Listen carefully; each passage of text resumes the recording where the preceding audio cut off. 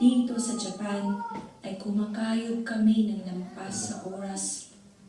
Umaga, tanghali at gabi. Gaya ng mga kapwa namin obrerong nakapayubay sa krus ng mababang pasahod sa mga pabrikang tila garisong industrial. Dito sa Japan ay para kaming mga kabayo. Lawit ang dila sa kakakayod, sa kakasayaw na parang tulumpong nangaaliw para lamang mabayaran ng panlagay sa bulerong promotions agency. Dito sa Japan ay naghuhugas kami ng puwet ng may puwet, gaya ng ginagawa ng mga congressman sa puwet ng peke nilang pangulo. At kapag minamalas, umiilag kami sa mga sampal, tadyak at pang-aalipusta na tila nakasabak sa giyera ng pang-araw-araw na pamumuhay sa isang bansang hindi namin kilala at lalong hindi kami kinikilala. Masdan ninyo kami ngayon, luhaan at kukot ang katawan. Iyan ang tunay naming larawan.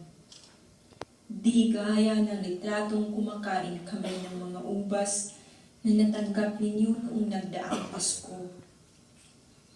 Ibinabahagi namin ang mga pinakamasasayang kwento kay Inay habang isinusulat sa mga libag ng inodoro at lababong aming kinakaskas araw-araw ang mapupulang titik ng pagkikibaka para makamta ng katarungan sa bayang pansamantala naming nilisan.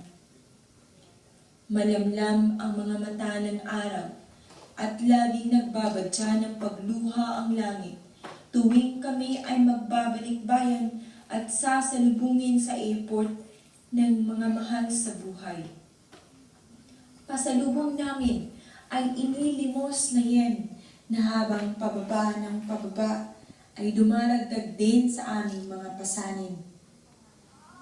Pero dito rin sa ibayong dagat ay nagtitipon kami, hindi lamang upang magchismisan, magkaraoke at maglamerda sa lansangan. Nagtitipon kami upang magbalitaan, mag-aral sa kalagayan ng pamilya at bayan. Nagtitipon kami upang mag-ipon ng lakas nang sa gayon ay magkaroon kami na nagkakaisang tinig. Hindi kami mangingiming magsalita, magmarcha at makapitbisig kung kinakailangan upang isigaw sa mundo na kami ay may mga karapatan at paninindigan. Dahil kami ay mga Pilipino na naghahangad ng pagbabago sa lipunan. Isang araw, uuwi rin kami sa aming mga giliw. Mga giliw na hindi magsasawang maghintay habang nakikiisa din sa bawat sigaw ng paglaya. At titiyakin namin na masigla at mapula ang araw sa aming pagbabalik. Hindi sa airport, kundi sa bayang tunay ng masagana at malaya. May hustisya at lipol na ang kaapihan at pagsasamantala. Migranteng Pilipino! Ngayon